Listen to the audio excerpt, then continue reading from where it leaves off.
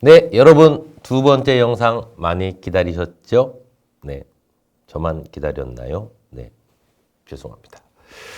발달 심리학의 이론에 대한 이야기를 좀 해드리려고 합니다. 발달 심리학에 관련된 이제 심리학 이론인데요.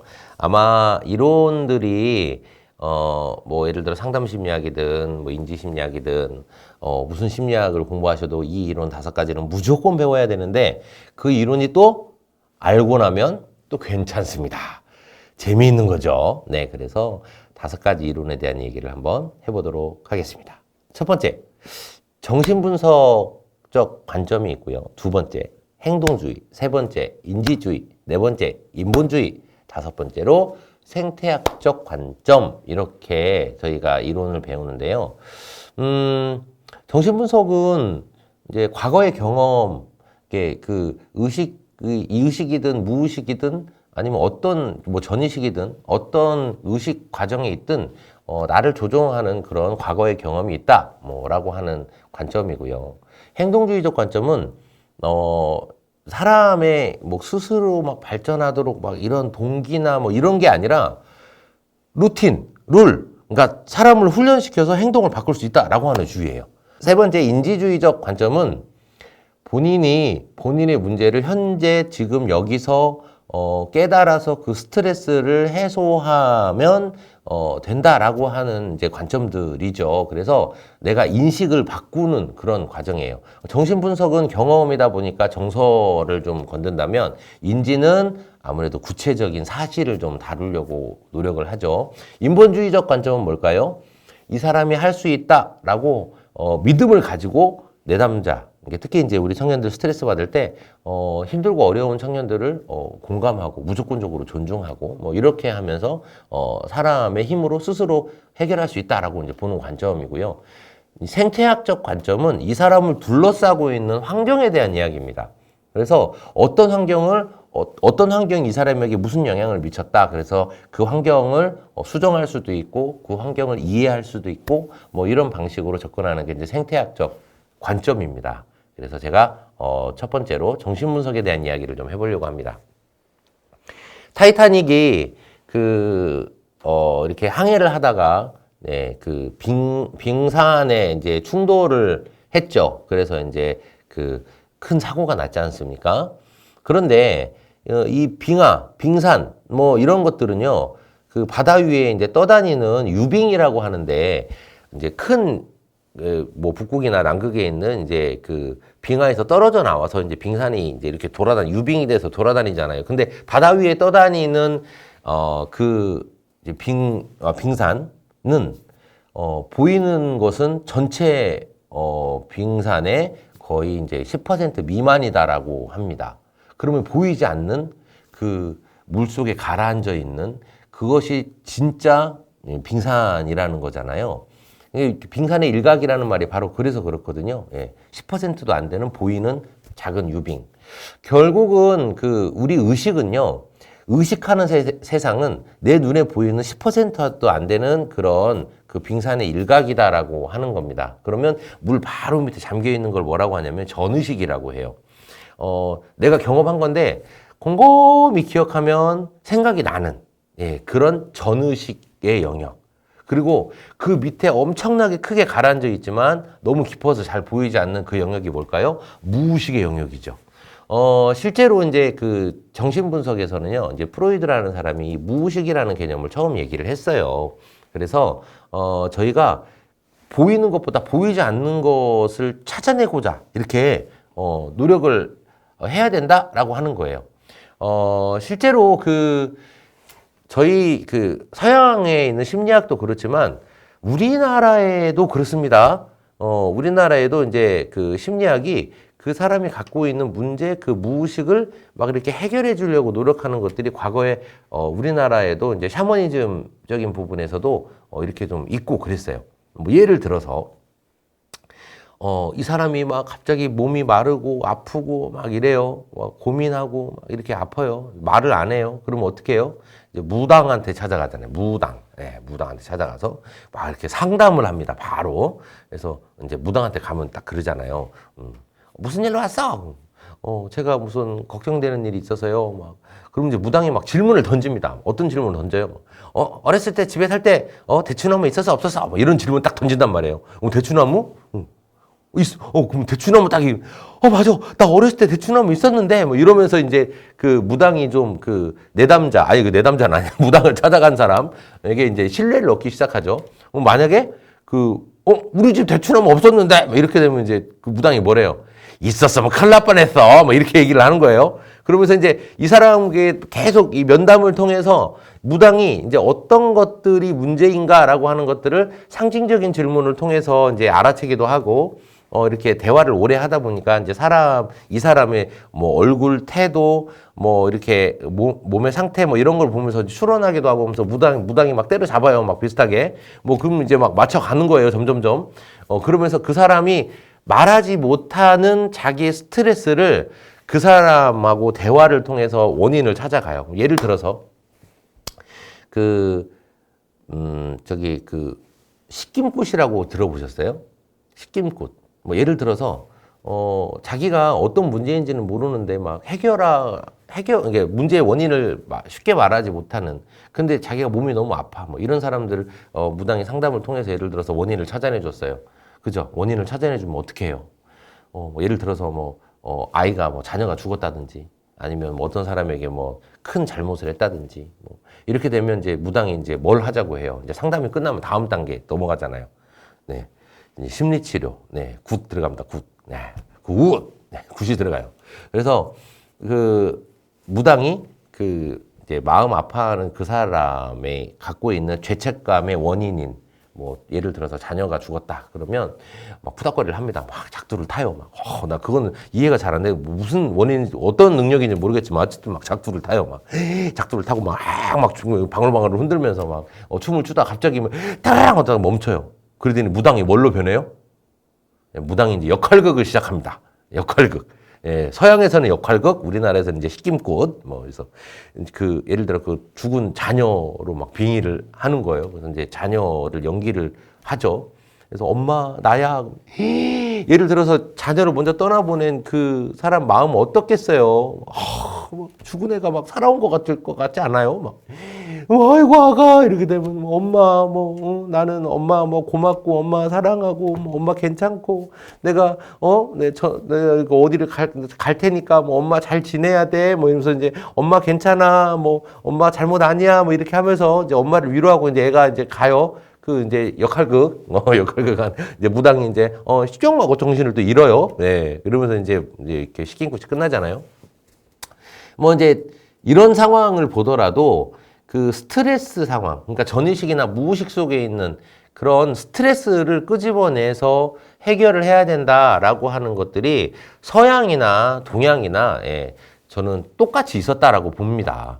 정신분석에서 말하는 그런 이제 무의식에 대한 얘기도 바로 그런 얘기와 비슷한 게 아닌가라는 생각이 들어요. 실제로 이제 이 정신분석의 아버지라고 하는 이제 프로이드는요, 다른 주장을 하나 했어요. 사람이 성장하는 과정을 설명하는데 어떻게 설명을 했냐면, 성적 에너지가 옮겨가는, 그런 걸 가지고 설명을 했는데, 이제 저는 이제 구황남장생, 이렇게, 있어요. 네.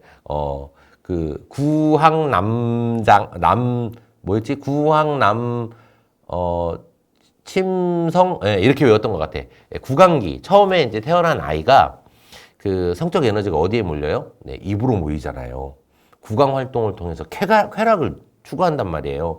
아이가 엄마 젖을 빨 때 얼마나 열심히 쪽쪽쪽 빠는지 아세요? 막 땀 뻘뻘 흘리면서 빱니다. 네.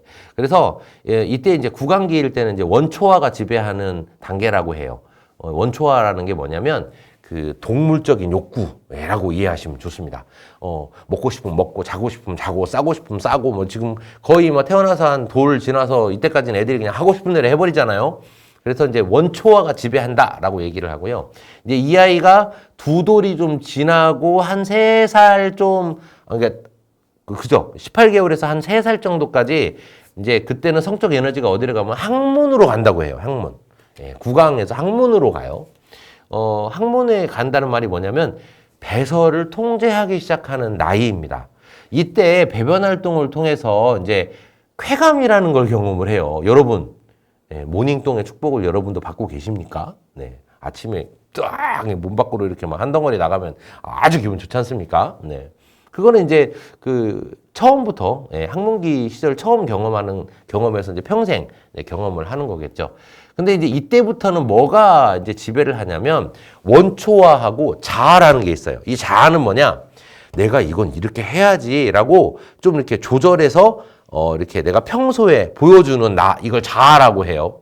원초화는 뭐예요? 그냥 똥을 싸버리고 싶어. 뭐 이게 원초화란 말이에요. 근데 자아가, 지금 엄마한테 혼난디, 지금 여기다 바지에도 오줌 싸면 엄마한테 혼난디, 이렇게 이제 좀 이렇게 타이르는, 자아가 있단 말이에요.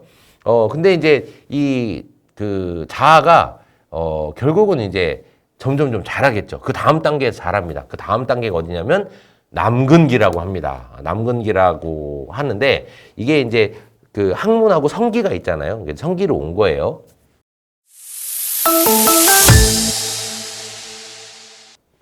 남근기라고 하는데, 이 성기를 통한 쾌락을 추구한다, 라고 이렇게 설명이 되어 있고요.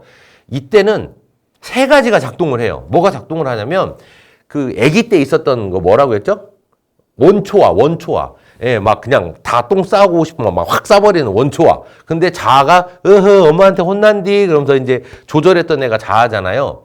초자아는 누구냐면, 윤리적으로 내가 가는 이상향. 그러니까 우리 영화 보면 이런 거 나오잖아요. 가운데 내가 있어. 이게 자아야. 근데 여기서 막 악마가 뻥 하고 튀어나와. 야, 네가 하고 싶은 대로 해보라 버라라. 뭐 이렇게 막 얘기를 한단 말이에요. 그럼 여기서 이제 천사가 뿅 하고 나와요. 야, 그러면 안 되지. 이러면서 막 얘기를 한단 말이죠. 그래서 양쪽에서, 야, 해보라야. 그러면, 야, 그러면 안 되지. 그러면 이제 두 개를 조절해가지고 결정하는 게 누구예요? 자아. 이게 자아. 예, 천사는 누구? 초자아. 얘는 누구? 원초화. 이제 이해가 되시죠? 자, 보세요. 유치원에 다닐 만한 그 나이가 되면 이렇게 하면 안 돼. 선생님이 이렇게 하지 말라고 했어. 엄마가 이렇게 하지 말라고 그랬어. 이러면서 이렇게 막 천사가 잘한단 말이에요. 이 초자아가 막 자라면서 자아가 점점 성장하는 겁니다. 원초화에 가까웠던 자아가 초자아 때문에 이제 중간으로 이제 서기 시작을 해요. 그래서 여기서 나온 말이 있습니다. 우리가 살면서 배워야 될 기초적인 것은 이 나이 때 다 배웠다. 예. 유치원 단계에서 이미 초자아가 나와가지고 경험을 하기 때문에 유치원 아이가 갖고 있는 윤리의식이나 어른이 갖고 있는 윤리의식이 사회적 페르소나 때문에 좀 달라 보이긴 하지만 이때 유치원 때 완성이 된다라고 하는 얘기가 이래서 나오는 거예요. 그래서 다음 단계가 유치원이 끝나고 초등학교에 다니는 시기에 이제 침체기가 된다고 합니다. 이 침체기는 성적 본능의 욕구에서 좀 자유로운 시기. 그러니까 남근기 시기에 저 이런 상담 해본 적 있어요.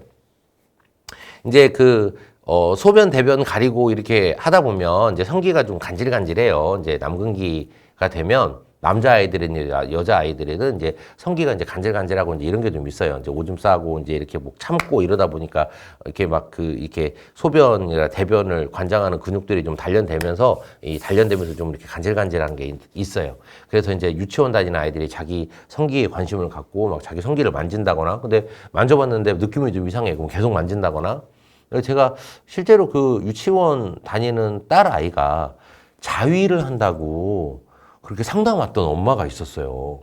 그 엄마가 그 얘기를 막 창피해가지고 어떻게 어딜 쳐다보지를 못하고 얘기를 하더라고. 선생님, 이거 어떻게 해야 될까요? 근데 제가 그랬어요. 어머니, 가만히 놔두면 없어져요. 제가 그랬어요. 걱정 마세요. 가만히 놔두면 없어져요. 근데 자꾸 이렇게 만져요. 자유행위 하는 것 같아요. 근데 그 자유행위가 걔네들이 되나요? 안 되나요? 안 됩니다. 누구의 경험에서 얘기한 거예요? 자기 경험에서 얘기한 거예요. 남근기는 간질간질하기 때문에 관심이 가서 만지는 거지 그게 자위행위다라고 볼 수는 없어요. 그래서 이제 성기에 관심을 갖는 시기가 유치원 때, 초등학교 저학년 때 이제 온다라고 이제 이해하시면 좋을 것 같아요. 그 다음에 이제 잠재기가 되는 초등학생 보면 이제 성에 관심이 없어집니다. 없어져요. 없어져 버리고 그때 뭐 남자고 여자고 이제 구분도 없어요. 그냥 막 같이 뭐 저도 어렸을 때 그랬습니다만 이렇게 저기 그 시골에 이제 놀러 가면 그 똘 같은데 그 초등학교 다닐 때 남자들은 다 벗고 수영을 해요. 여자들은 그래도 하나라도 입어요. 팬티라도 하나 입고 수영을 했던 것 같아요. 근데 뭐 그때 뭐 별로 창피한 것도 없고 관심도 없어요. 네, 기억이 잘 나지 않아요. 왜 기억이 안 나지? 엄마랑 초등학교 때 목욕탕도 갔었는데. 목욕탕 가서 우유 먹은 건 기억이 나. 바나나 우유 먹었던 건 기억이 나는데, 주변은 기억이 안 나는 것 같아요. 왜냐면 잠재기이기 때문에 그렇습니다. 이때는, 탐색하거나 기술의 습득에 관심이 많아요. 그러니까 예를 들어 주변에 뭐지? 호기심이 막 늘어나고. 왜냐면 성에 관심이 줄어드니까 주변에 관심이 생기는 거예요. 결국 이렇게 그 진로 발달 단계에서도 되게 그때 중요한 시기라고 해요. 왜냐면 호기심의 시기가 호기심에 채워진 사람은 또 다른 호기심을 가지려고 하지만 호기심이 채워지지 않으면 어떻게 돼요? 다른 호기심을 가지려고 발달하는 게 아니라 그냥 호기심에 대한 수치심을 느끼게 된다고 하거든요. 그래서 이때 탐색과 기술을 습득하는 그래서 초등학생들은 뭐 한번 해보자 그러면 와 하는 겁니다. 네, 생각을 해보세요. 네, 중학생 야 이거 뭐 해볼래? 그렇잖아 뭐 이런단 말이에요. 네, 아무것도 안 할래. 나는 집에서 게임만 할 거야. 뭐 이러면서 이제 중학생들. 네. 왜냐면 이제 침체기가 끝났기 때문이죠. 자, 그러면 청소년기가 됩니다. 그럼 이제 뭐가 시작되냐? 성기기가 다시 됩니다. 이 성기기는 언제까지 되느냐? 이 청소년이 죽을 때까지 계속 성기기입니다. 실제로 그 이성에 대한 호기심이 이제 생기기 시작을 하죠. 왜 이성에 대한 호기심이 생길까요? 본능적인 거예요. 청소년이 여자친구, 남자친구 막 이렇게 사귀고 싶고 이런 거 본능적인 겁니다. 이성에 관심이 갔죠. 이게 대표적인 특징 행동이 뭐냐면 청소년이 되면 애들이 씻기 시작합니다. 네. 밖에 나갈 때 특히 씻죠. 초등학교 다닐 때 생각해 보세요. 초등학교 다니는 막 머리 막 이렇게 떡져가지고 막 이렇게 되는데 아침에 야 학교 가라 그러면 머리 막 떡져가지고 이빨도 안 닦고 막 냄새 막 나면서 머리 떠가지고 학교 갑니다. 왜 갈까요? 창피한지를 몰라요. 주변에 이성에 관심이 없어요. 네, 그렇기 때문에 가능한 건데 중학교, 고등학교 이렇게 성기기가 돼서 2차 성장이 일어나기 시작을 하면 주변을 막 의식하기 시작하거든요. 엄청 의식해요. 그래서 막 씻고 막 이렇게 머리도 막 기르고 막 화장도 막 하려고 하고 막 남자들은 막 그때 막 중학생들 나 귀찮아 맨날 이런 애들이 막 갑자기 뭐 헬스한다 그러고 막 이러기 시작을 해요. 예, 갑발을 누구를 보여주려고. 네? 화장해서 누구 보여주려고. 네, 정상입니다. 그래서 이성에 관심이 생기기 시작하고요.